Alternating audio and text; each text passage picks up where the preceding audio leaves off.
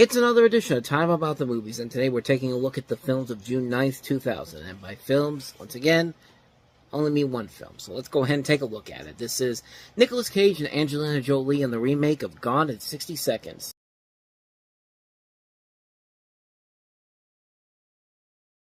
This is, of course, the remake to the 1974 B-movie of the same name, but this time it's got a bigger budget, and the producer Jerry Bruckheimer is behind it, so of course it's going to have a bigger budget.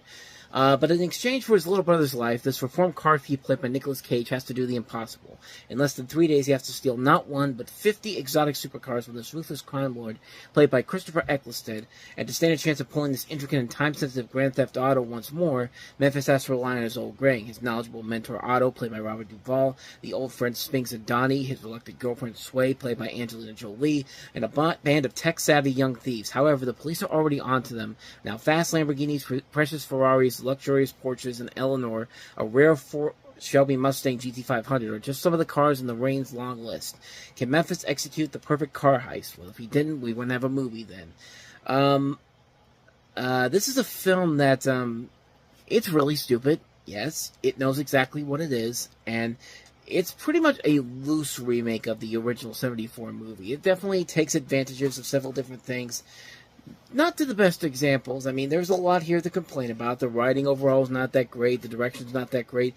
The action sequences are really underwhelming, but for some reason, something keeps dragging me back to this movie. It's kind of like a precursor to what Fast and Furious would eventually make popular the next year. I mean, there's a lot of elements from Fast and Furious that you could take from this movie. Not done well, but for some reason, I don't know what it is. Something about this movie, I just remember watching it, and there's something about it that keeps making me come back to it. It's a movie that I don't find a whole lot of, but it's a movie that still holds up with me for some reason whatsoever. I don't know what it is. Like, when the action can be good, it's really good, but it's not a lot throughout the movie. Maybe it's just the cars. Maybe I'm a secret car lover, and I just didn't even know about it, but they brought a lot of cars into this, and there's a lot of advantages and a purpose to have them in here. I mean, they're there to look sleek and sexy, just like the movie is, and I don't think it works all the way through, but it just has something like the cast overall, I think, makes it work. Nicolas Cage, Angelina Jolie, Robert Duvall, Will Patton, Delroy Lindo, Giovanni Ribisi, Christopher Eccleston, Vinnie Jones, Scott Conn, Tim Oliphant, Chi McBride. You also have people like Ari Gross, Michael Pena, John Carroll Lynch among the cast in here as well.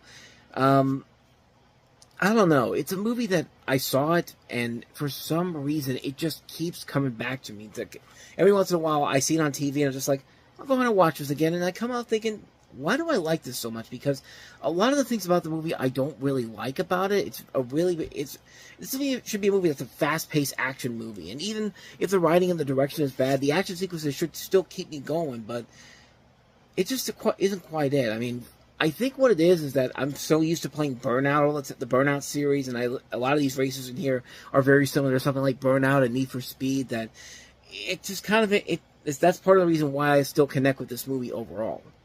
I mean, honestly, maybe that's just what it is, because honestly, the more I think about this movie, the more I should hate it, the more I should not be a fan of it, but I don't know, it just really is something that I like watching, kind of a guilty pleasure in a way, but not on the same level as something like a Speed 2 or Space Jam, but it's a movie that I keep going back to every once in a while, and there's just something about it that really keeps my interest going. I mean, I really can't tell what it is, but I kind of enjoy it, even though I don't really like a lot about it.